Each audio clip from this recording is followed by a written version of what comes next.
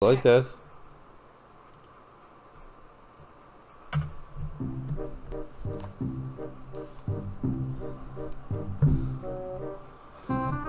The first relationship after a breakup, after divorce. Lord have mercy.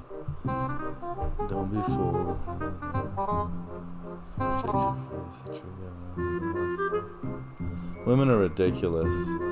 I mean, the amount of I don't know what it is that you have to record yourself dancing like that and put it on a public forum is baffling. I mean, I don't understand how you think anything good comes out of that, or, you know, amazing. Okay. So just move on. So after you get into a relationship with somebody and you give it up, then you move on, and then eventually you get ran through and have so much experience with people you can't pick one. Because I mean, you'll see later in this video, you'll see women that are just so in their head they can't figure out up from down. Little Miss Independent.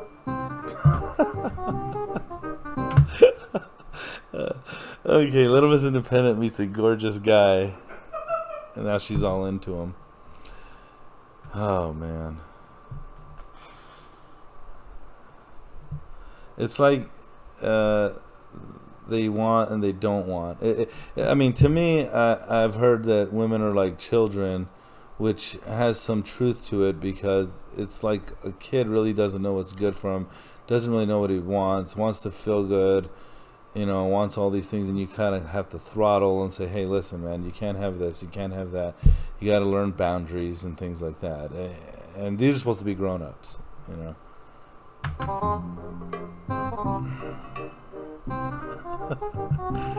I'm not gonna text him first until he texts me. It's Valentine's, huh?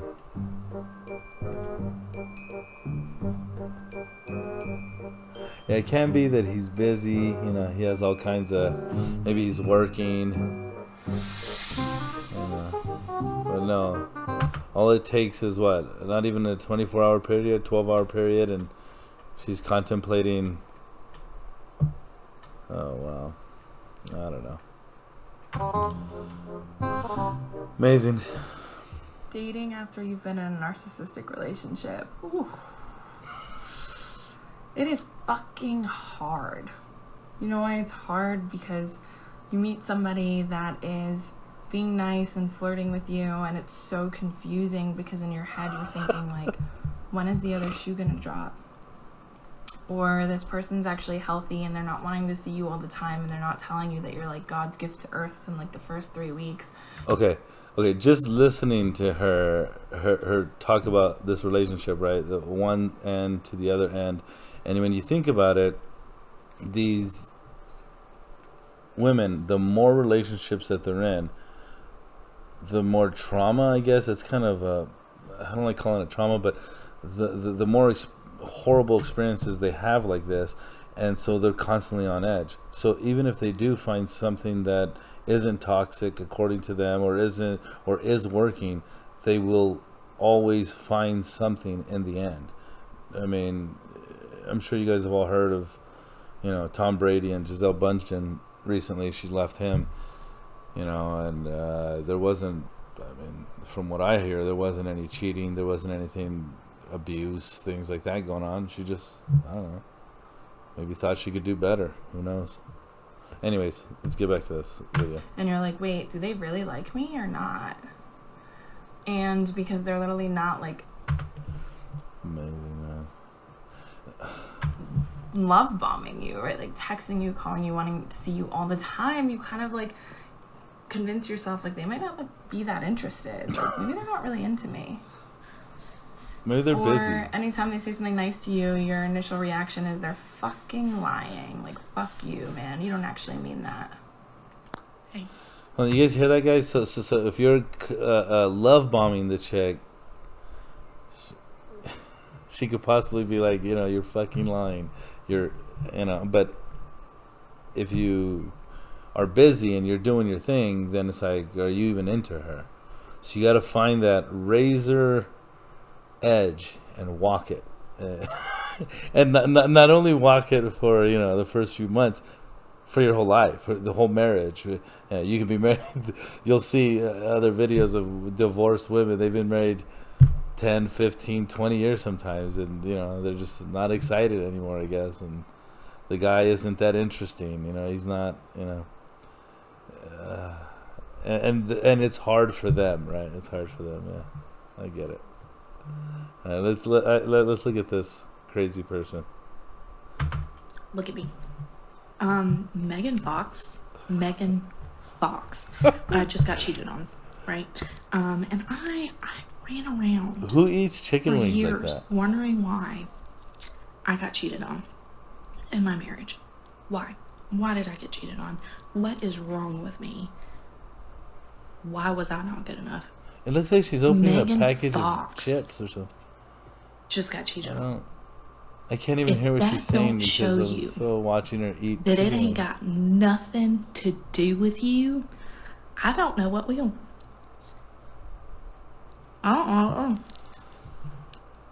Okay. I'm perfectly fine No, you're scarfing not. down my freaking chicken wings No, you're now, not. because, baby, that's a you problem. Oh my god. Okay, so it's a you problem, but you're the one on a social media platform making a video about it. It's absolutely amazing to me how women can do things, and you know, if anyone else was doing it in any other, they would be called out and said, hey, you know, what are you crazy? And okay, first and foremost, though, what I wanted to say was the first thing: you are not Megan Fox. That's the first thing. I mean, to even believe that you're even in the same ballpark, it blows me away. And then, you know, let's go on. Not me problem. Yeah. A while back, I shared my top 3 concepts to help you navigate dating in midlife. Hey, Handling dating in midlife. Oh my god. Her name is Star. Okay. my name is Star Monroe, psychotherapist, turn your midlife dating bestie. These 3 concepts work. Psychotherapist, There's not the yeah. one, there are many That's ones. true. 2, the most important relationship is the one you have with yourself, so you better be cultivating that.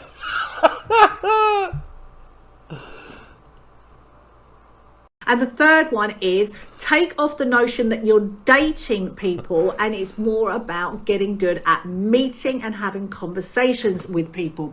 Now, I love... Okay, guys. I guess obviously she's a psychotherapist / dating coach.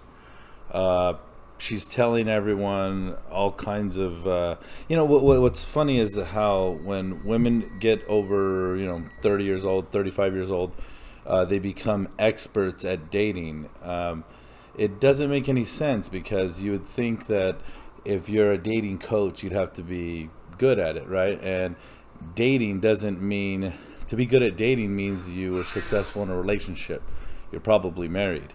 If you have been dating for 10 years and don't have a successful relationship, it doesn't even make sense that you're a dating coach. But anyways, let's see what advice she has for us. this question for Veronica. She's not the first person to answer this, and it's not the first time I've answered this question. So let's dive into this again. Veronica says, love this, thank you. Where do you find men to date? I need to get better at conversations. I just did a Google search, Veronica. There's 3.97 billion men on this planet. Take a moment with that information. 3.97 billion men on this planet, and I'm wondering how many men you walk past mindlessly every single day. That's a good point. How many men do you walk past mindlessly every single day? I think that's what was happening when you women were in your 20s, 25 years old. You know, that's what was happening. There was plenty of men that wanted to get with you, date you, but you just mindlessly passed them over because they weren't attractive to you. And now that you are less attractive, now you want those guys to wife you up. It's not even close to being logical. The thing is, most of us are in our own little bubbles, our own little worlds, and we don't tend to take too much notice of anything True. outside us. So the first step is definitely, where do you find men to date? Just take that off for the time being, and then go, right, I'm going to get more mindful and more aware of all the men in my life. And as you go through your day-to-day life, I bet you are going to encounter so many different opportunities to strike. Yeah, look in your friend zone. That might be a place to start. Up different conversations with different men. Now, I live in Turkey. Oh, wait. If they're in your friend zone, you're not attracted to them. Yeah. Okay. And it's very quiet at the moment because it's in the winter. But I know as I go through my day-to-day running errands, going to the gym, going to the coffee shop, getting my dinner, that I will encounter at least 20 to 30 different men. Now that's 20 to 30 different opportunities that I've got to strike up conversations with men. Now, let me take a pause here, because most people are in a rush and they think just because I've started to date or I'm starting out there meeting people, something's going. Okay, I just noticed she has a nose ring, some silly glasses. Well, I noticed the silly glasses at the beginning, but she has a nose ring, tattoos all over her hands and things, you know. And I believe she said she's over 30, about 35 or so. And they act like it's a numbers game. I guess if she meets 30 to 40 men a day and like they just sift through these guys, and one of them's gonna be their Prince Charming at 35, 40 years old. It's not a numbers game. It's a time frame. You're at the top of your game at a certain time frame, and now you're no longer there. That's just how it is. But yeah, and this is horrible advice for young women, because they're gonna end up the same way. Going to happen. You've got to take that expectation off and throw it over there, and your expectation that you walk with is, I'm getting really good at being open-hearted, open-minded, being my most vibrant, vivacious, confident self, and I'm getting really good at striking up conversations, and I trust what is meant for me will come towards me when the time is right. But most people expect, just because they start having conversations, that people are going to ask them out, or that you get to ask someone out and someone's going to say yes. You can ask someone out if you feel like there's a vibe there. And she's giving two sides of everything. You can do this, you can do that, you can do this, you can do that. You know, it is absolutely nuts what she's saying, and it's so double-minded, you know. And then here's another thing that you've got to get really good at handling: when people say, no, I'm not interested, and picking yourself up and carrying on. I'm getting so excited, I'm rolling around on my chair. Any thoughts, any questions, let me know in the comments below. I'm here to serve. She's here to serve, guys. Oh my Lord. It is.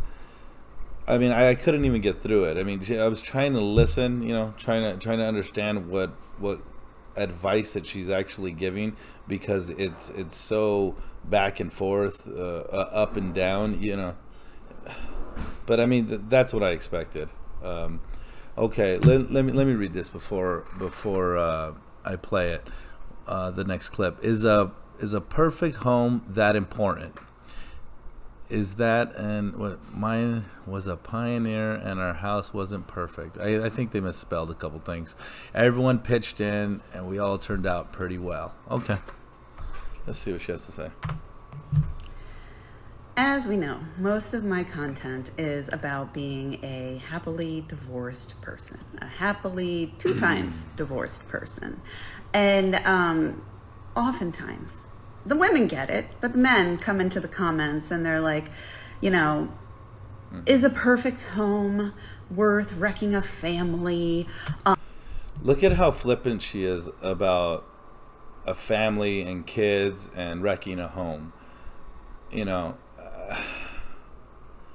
I just don't understand that. Okay, women think like she said, she's a happily divorced woman, correct? But the I guess the prize or the trophy when you're in a relationship is actually keeping the relationship, having a marriage, having children, and a family. That is what it is. I mean, that if you have those things, that shows that you're successful in that.